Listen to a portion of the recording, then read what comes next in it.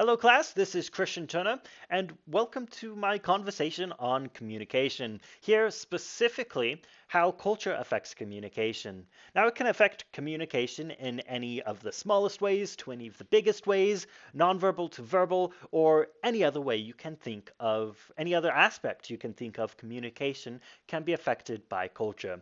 Partially because culture is so broad. A quick Google search may tell you that culture in um, relation to interpersonal communication is a set of behaviors learned and used by a group of people through interaction. I kind of butchered that a little bit, but let's move forward. Um, I want to talk about this because I think it's important to understand cultural differences can make communication more difficult, even to the point of not being possible. In an American culture, know English as a primary language, and for me personally, the only language. Russia knows Russian as a primary language and may not know other languages, and so I and a given Russian may not be able to communicate because of that cultural language difference. There are a lot of other smaller ways that culture affects communication, like abruptiveness, inclusiveness, um, what emotion you're supposed to show in public, and a lot of other things. And these cultural differences can break down understanding and communication. So I think it's important to be aware of these cultural differences and be aware to try to make up for them. Um, so I'm going to go over three specific examples of differences in communication from other cultures. We're going to start with flipping people off. Yes, this. I have an American sense of decency, so I'm not going to do the American flipping off here. Flipping off. What is this really flipping off? Well, in England, and I assume a lot of Europe, yes.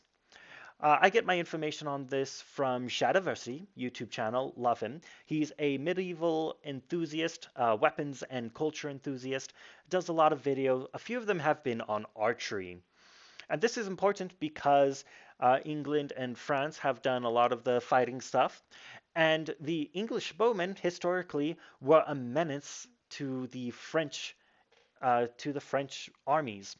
And so at some point, French people were able to capture English bowmen and started cutting off these two fingers. These are the ones that were used to draw the bow.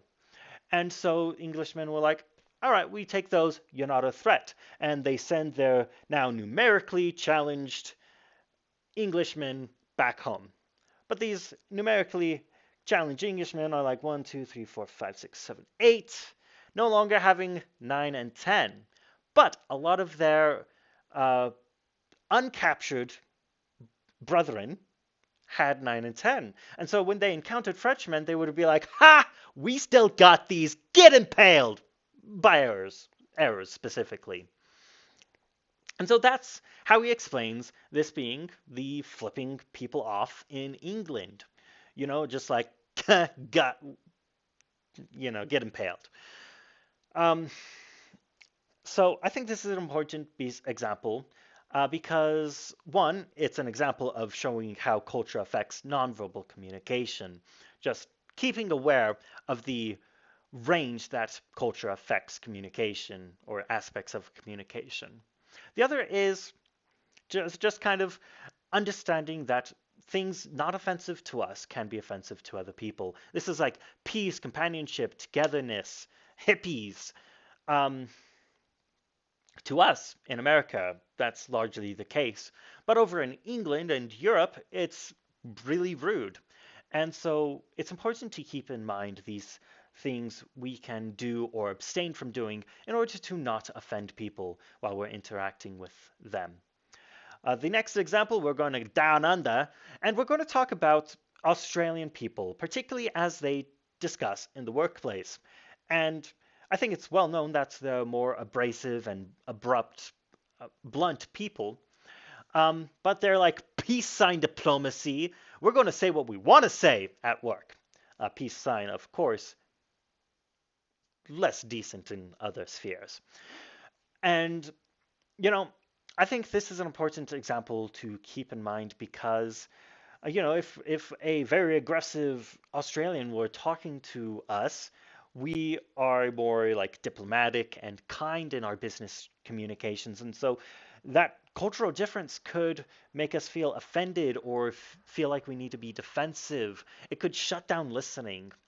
And that's not at all the intention. They're just having a open, honest, and potentially even personal conversation with you.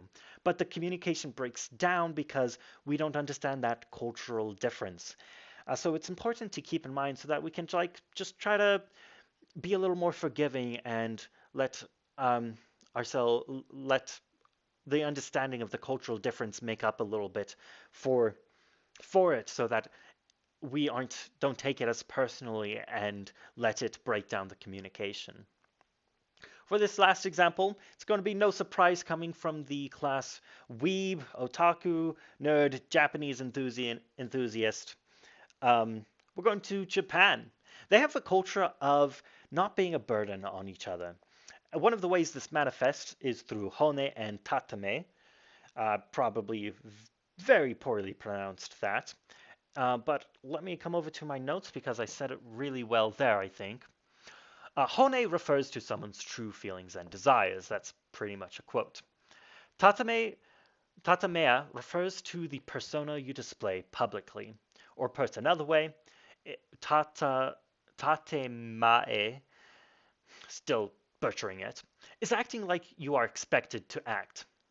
In effect, hone is often your true self, and tatamae is acting in a way to not burden others. So hone is this personal bubble of truly being yourself, and people get in it, they get to experience that true you. And then you have the social bubble, public bubble, work bubble. That's all in the public space where tatamae takes over, where you're really focusing on not being a burden to anybody else. And this can be taking up extra work work at your job. It can be not inviting people into your group, letting them do their own things. It can be wearing masks to be safe. And because of this dichotomy, it can be hard to earn a position in a Japanese person's hone bubble.